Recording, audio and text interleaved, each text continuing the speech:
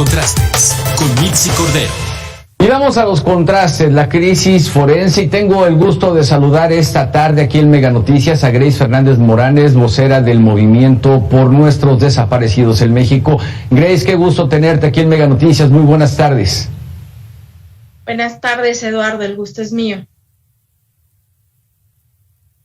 Grace, el año pasado, a finales del año pasado, Alejandro Encinas reconoce que hay una crisis forense. Ya estamos entrados o terminando por terminar a la mitad del primer trimestre del año 2022. ¿Ha habido algún avance después de ese mes de noviembre del año 2021 de este reconocimiento de la crisis forense en nuestro país?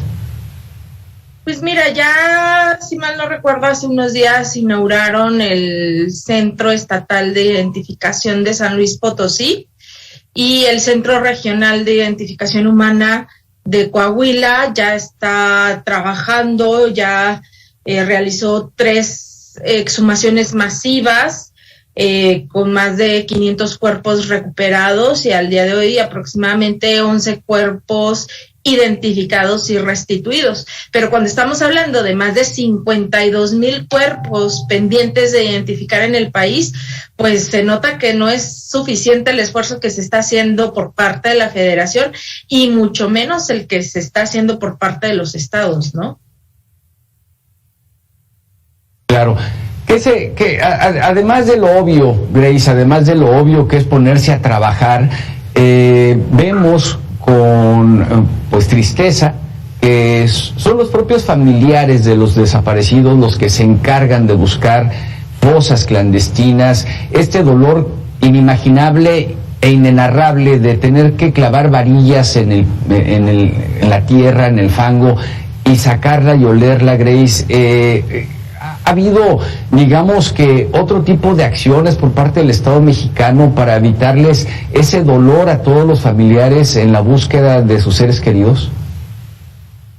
Pues realmente no, mira, sí hay esfuerzos como estos centros de identificación, pero son digamos el siguiente paso del trabajo que están haciendo las familias de buscar y de recuperar los restos que lamentablemente siguen apareciendo en las fosas clandestinas. Sin embargo, el trabajo como tal de búsqueda, de recuperación en estos centros de exterminio o en fosas clandestinas, mayoritariamente sigue siendo producto del trabajo de las familias, llámese que son las que encuentran los lugares, llámese que son las que identifican el lugar en donde hay que excavar, e incluso hay colectivos que todavía son las que hacen el trabajo de recuperación y prácticamente se lo ponen en charola para que llegue nada más el Ministerio Público y los peritos a hacer el levantamiento de los hallazgos, ¿no?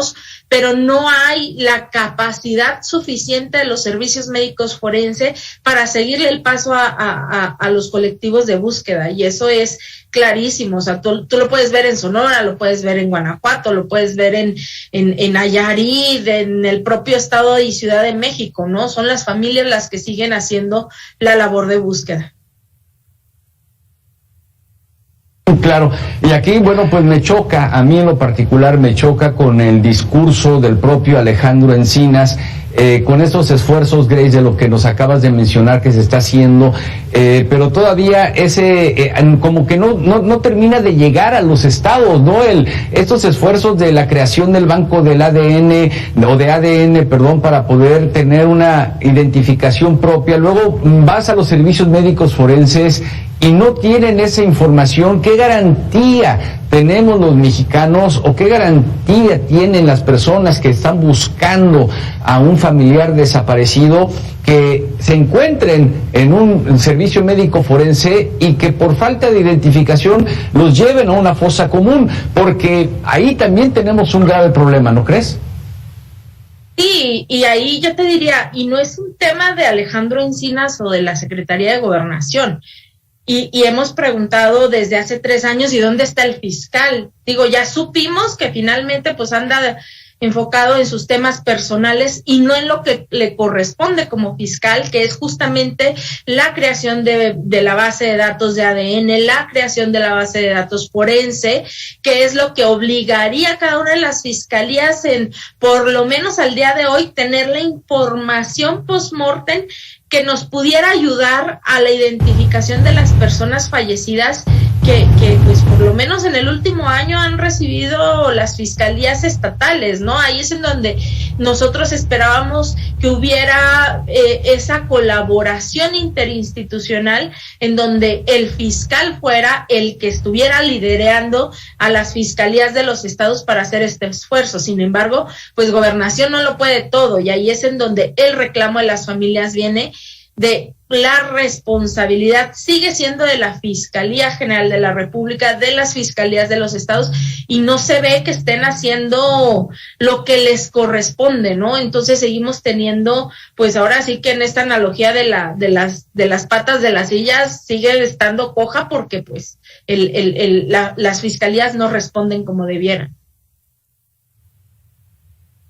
Claro, yo esto lo veo como un banco de 3 patas, incluso más allá de las 4, ¿no? Cuando vamos a un restaurante y efectivamente una pata está desnivelada, le podemos poner una servilleta, una corcholata, y con eso evitamos que la sopa se vaya a caer del plato. Pero con un banco de 3 patas, si le falta una, Grace, pues simplemente el banco se cae, y parece que hay una descoordinación por parte del Estado mexicano. Hablo de la Secretaría de Gobernación, hablo de la Fiscalía y hablo también, bueno, pues de las fiscalías de los estados, porque tal parece ser que siguen apareciendo fosas, y nuestro país se ha convertido, pues lamentablemente, en un cementerio clandestino. Sí, creo que el subsecretario Encinas daba las cifras de cuántas fosas hay en este país, y estamos hablando de que si hay 2,000, 3,000 fosas, o hay todavía muchísimas más porque hay estados que no reconocen, y tenemos ya casi 100,000 personas desaparecidas. Estamos hablando de que hoy en día hay más de 98,000, y es cuestión de días para que lleguemos a los 100,000. ¿Qué más necesitamos que suceda en este país para que las fiscalías reconozcan su responsabilidad, pero aparte hagan la inversión? Volvemos a que no es un tema al que les guste poner dinero, porque no es fácil, o sea, no se pueden tomar una fotografía con un cadáver, ni con una señora llorando porque le están regresando a su hijo. Sin embargo, sí es su obligación, y tendrían que estar haciendo los esfuerzos suficientes para por lo menos apoyar este mecanismo extraordinario que hablaba Encinas, para que sea una ayuda. O sea, si todavía estás colapsado en tus capacidades y este mecanismo puede traer personas externas a tu sistema, que puede tener instalaciones externas a tu sistema, ¿por qué no permitir que te ayuden a hacer la chamba que no tienes capacidad de hacer?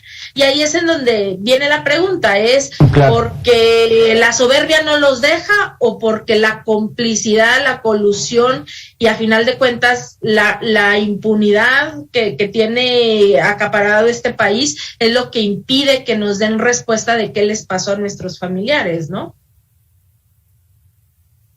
Claro, y Grace, con los años de estudio, de análisis, como vocera del movimiento Nuestros Desaparecidos en México, ¿has logrado identificar en qué momento, cuál es el punto de quiebre en nuestro país en el que nos empezamos a descomponer tanto que llegamos a tener la obligación de analizar y platicar y visualizar todo esto a la población para que no lo normalicemos? Pues mira, viene de muy atrás, desde el periodo llamado Guerra Sucia, pero lamentablemente no aprendimos esas lecciones, ¿no?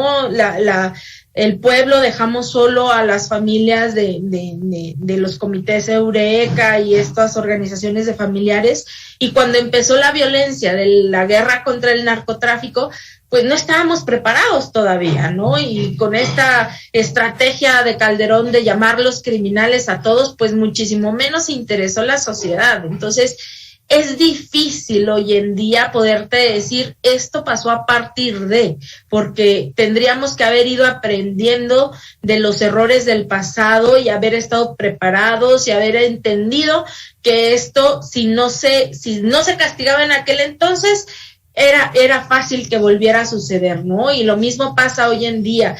Si desde el 2007 o 2008 que empezamos en el noreste del país a decir están sucediendo desapariciones sistemáticas, quizás hubiéramos logrado evitar que el día de hoy y el día de mañana lamentablemente siga habiendo desapariciones. No hay combate a la impunidad y no hay ese reclamo social, ¿no? Así lo identifico yo también, Grace, porque parece muy lejano aquellas mujeres desaparecidas de Tijuana, el dolor que le ocasionó a prácticamente todo México, la indignación, pero esa indignación como que se fue apagando, quizá muy enraizado en la cultura mexicana, que nos solidarizamos ante la tragedia, pero luego simplemente se nos pasa, le damos la vuelta a la hoja. Pero de esto que sucedió en Tijuana, pues ahora lo estamos viviendo en Veracruz como la entidad federativa y el puerto de Veracruz como el municipio con mayor cantidad de fosas clandestinas en todo el país. Sí, y vamos, yo recuerdo hace 10 años que decíamos que el estado más violento era Tamaulipas y parecía que era ahí sucursal del infierno, y ahora volteas a ver estados como Jalisco, Veracruz, Nayarit, Colima, que dices, ¿qué está pasando, no? Y no es más que consecuencia de eso, la falta de procuración de justicia, de combate a la impunidad, de castigo a los culpables y sobre todo de verdad y justicia, ¿no? Porque si ya supiéramos qué les pasó a las personas desaparecidas, quién les hizo esto, pues seguramente ya hubiese por lo menos disminuido el fenómeno, ¿no? Bien, ¿qué te parece, Grace? Vamos a escuchar lo siguiente, porque mira, de acuerdo con especialistas, este fenómeno de las fosas clandestinas refleja el grado de descomposición social y deshumanización que se registra en el país. Actualmente hay más, como tú lo decías, más de 52,000 cadáveres sin identificar, personas con una identidad o familia que están en fosas comunes o incluso en refrigeradores. ¿Qué te parece si escuchamos esta parte que es aquí de Veracruz? ¿Y dónde están estos cuerpos? Pues bueno, algunos están aún en los refrigeradores de los servicios médicos forenses, pero otros fueron donados a universidades. Si las autoridades están coludidas, lógico es que las citas que dan las autoridades pues no son las reales, ¿no?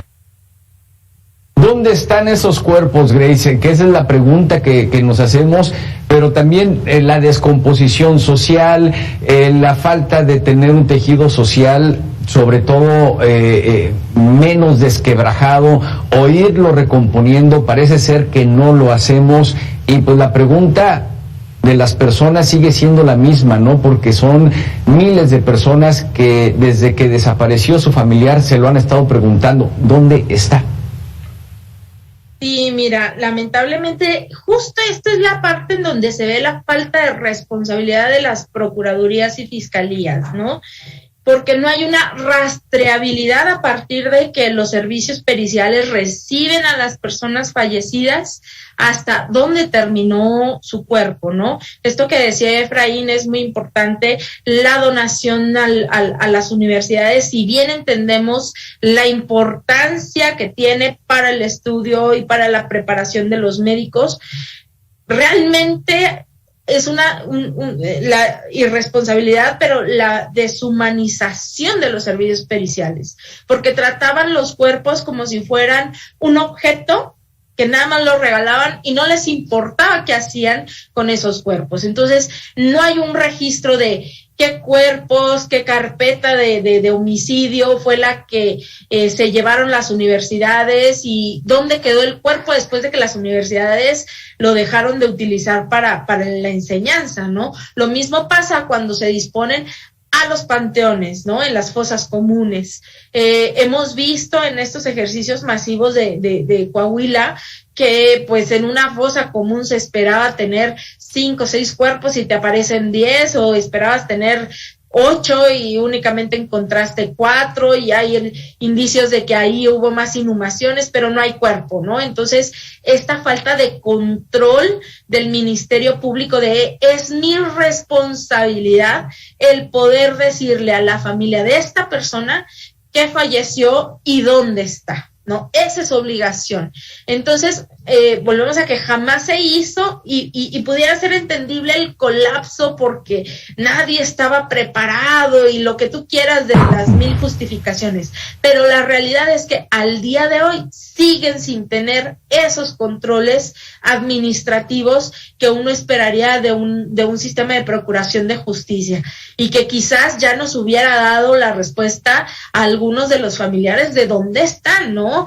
Y vamos, lo más doloroso todavía, después del trabajo que hacen las familias para recuperar los cuerpos en las fosas clandestinas, hay ministerios públicos que pierden la cadena de custodia y no saben dónde quedan esos restos, ¿no? Entonces, eso es una doble desaparición, porque una vez desaparecieron, ahora resulta que la propia fiscalía pierde el cuerpo y vamos, es otro sufrir por parte de las familias, ¿no? Claro, se revictimiza todavía, sobre todo a todas las familias. Grace, si me permites y me acompañas a una pausa, es muy breve, son 2 minutos y regresamos con más contraste y más análisis, por favor.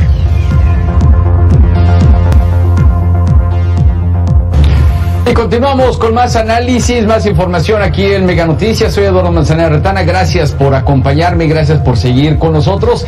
Y todavía se encuentra con nosotros Grace Fernández Moranes, vocera del Movimiento por Nuestros Desaparecidos en México. Y antes de irnos a la pausa, Grace nos comentaba sobre la forma en que se revictimiza a las víctimas, pero también a los familiares de las víctimas por el trato que se les dan muchas veces en las fiscalías, en las procuradurías de los estados, por el propio Estado mexicano. Y Grace, gracias por continuar con nosotros, e incluso yo me iría quizá un poco más allá de lo que hemos estado analizando hasta el momento, porque ya volteamos hacia el pasado, desde luego, tratar de encontrar el desde cuándo, pero si nos vamos al presente, con el qué están haciendo o qué están dejando de hacer para ayudar a estas víctimas, porque no todos son desaparecidos desde antes del 2018. Estamos hablando que sigue habiendo desaparecidos 2018, 2019, 2020, 2021 y lamentablemente también en el 2022. Pues mira, por parte de las familias, siguen estos colectivos haciendo la búsqueda, pero también lo que hemos hecho y el movimiento se ha caracterizado es por ayudar a las autoridades a crear mecanismos y procedimientos que los ayuden a darnos la respuesta, ¿no? Entonces, la construcción del mecanismo creo que ha sido la apuesta de las familias los últimos 3 años, porque incluso lo empezamos a platicar con el gobierno anterior, y es a lo que necesitamos, este apoyo social, ¿no?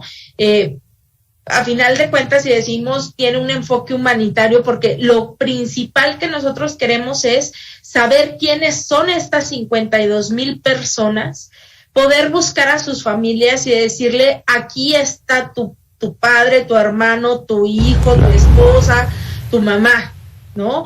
Para que puedan tener su proceso de duelo y a partir de ahí empezar a exigir la verdad y la justicia. Sin embargo, en esta pelea que lamentablemente tienen las comisiones de búsqueda con las fiscalías, se está dificultando mucho la colaboración. Si tú ves en los operativos en los que están las familias, son principalmente familias y habrá algunos elementos de Guardia Nacional que las resguardan, habrá colectivos que van solas, hay comisiones de búsqueda que las acompañan, pero hoy en día no hay un esfuerzo de las fiscalías o capacidad de las comisiones para ser ellos quien llevan las operaciones o el mando de las operaciones, y entonces las familias solo vayamos a ver, a documentar los procesos, ¿no? Entonces, sí hay esfuerzos, pero no son suficientes. Y la falta de estas bases de datos lo dificulta, porque al final de cuentas los hallazgos que hacen esas familias en esos lugares de fosas clandestinas o de exterminio, únicamente los analizan contra las carpetas de investigación de las personas desaparecidas que están buscando. Entonces, si por decir es una fosa clandestina en Nuevo León, como estos hallazgos de la presa de hace cosa más de un mes, imagínate tú que únicamente lo confronten contra 2, 3 carpetas que pudieran haber tenido indicios de que había algo ahí en esa presa, pues dejas fuera la posibilidad de todas las personas desaparecidas en Tamaulipas, en Coahuila, en Zacatecas, que eran territorios CEPTA y que sabemos que movían a las personas, pues jamás vas a poder identificarlos, ¿no? Y entonces ni das el resultado de dónde está la persona desaparecida, pero tampoco le regresas el nombre a la persona fallecida que ya tienes en tu poder, bajo tu tutela, ¿no? Y eso es lo que nos parece y seguirá pareciendo muy grave por parte del Estado mexicano, que no entiendan que tienen la obligación de colaborar, lo haga comisión de búsqueda, lo haga la fiscalía, lo haga un laboratorio particular, lo haga una universidad extranjera. Aquí el tema es las personas y que la dignidad de las personas no termina con su vida. Tienen derecho a recuperar su nombre, tienen derecho a una sepultura digna, tienen derecho a que sus familiares tengan un lugar a donde ir a recordarles. Y eso, pues, todavía sigue haciendo falta en este país, ¿no? Sí, así es, Grace. Bueno, historias tú las debes conocer casi a detalle, prácticamente todas, pero me gustaría que escucháramos esto, Grace, con nuestra audiencia, lo que sucede en Hermosillo, Sonora. Porque una madre hace lo que muchas madres están haciendo, hasta lo imposible por hallar el cuerpo de uno de sus hijos que desapareció, en el caso específico de Hermosillo en el año 2020, y el trabajo de investigación lo hace la misma señora, la mamá, porque las autoridades simplemente no lo hacen. Escuchamos. Estaban él y su hermano arreglando unos celulares y llegan a esa parte. Y de ahí ya no se vuelve a ver, de la parte donde lo encontramos en la colonia San Busco.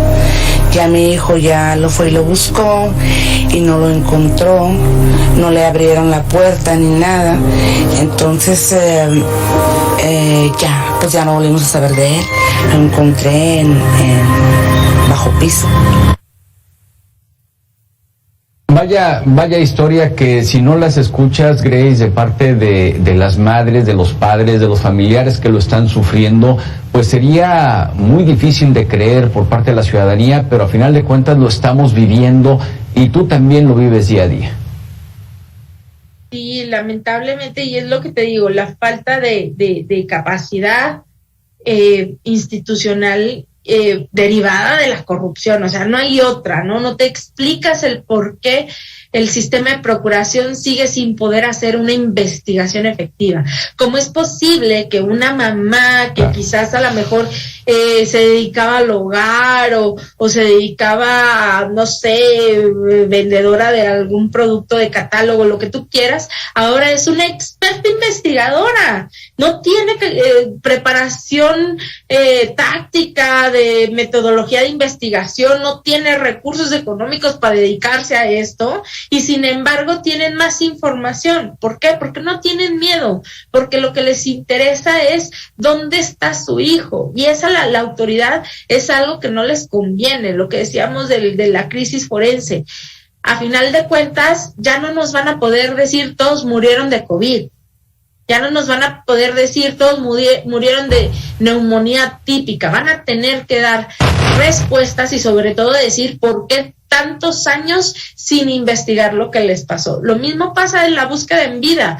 Sabemos que hay mucha complicidad de las autoridades con estas bandas delincuenciales, que es un fenómeno de macrocriminalidad que tiene, pues ahora sí que involucrados todos los niveles de gobierno, ¿no? Y entonces es ¿cuándo? ¿Hasta cuándo se va a romper este círculo de impunidad, que es lo que tiene al país convertido en una fosa clandestina, llena de personas desaparecidas, con violencia en la calle todos los días y sin una paz y tranquilidad como debiéramos estar viviendo. O sea, nuestro mayor de los problemas debería de ser la parte económica, no la parte de seguridad, ¿no? Y ahí es en donde vuelvo a la pregunta, ¿qué tenemos que esperar que suceda para que entonces crezca la indignación nacional y sea un reclamo no solamente de las familias? ¿Qué tiene que pasar para que no sea Enedina y otras madres las que tengan que exponer su vida porque las autoridades no hacen el trabajo para el que les pagan y para el que pidieron y juraron y se comprometieron trabajar, ¿no? Porque a final de cuentas pues nadie los puso ahí, ¿no? Ellos solitos quisieron estar.